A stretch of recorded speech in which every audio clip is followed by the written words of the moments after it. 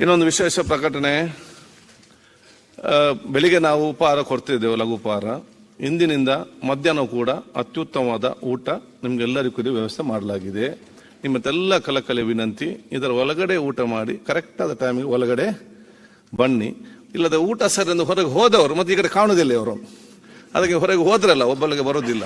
ಅದಕ್ಕೆ ಇಲ್ಲಿ ಬೆಸ್ಟ್ ಊಟ ಬೆಂಗಳೂರಿನಲ್ಲಿ ಇಲ್ಲಿ ನೀವು ಎಲ್ಲಿ ಹೋದ್ರೂ ಇದಕ್ಕೆ ಚೆನ್ನಾಗಿ ಊಟ ಸಿಗ್ಲಿಕ್ಕಿಲ್ಲ. ಹಾಗೆ ಬೆಂಗಳೂರು ಎಲ್ಲಿಯೂ ಸಿಕ್ಕದಂತ ಉತ್ತಮವಾದ ವೆಜಿಟೇರಿಯನ್ ಊಟ ಇಲ್ಲಿ ವ್ಯವಸ್ಥೆ ಮಾಡಲಾಗಿದೆ.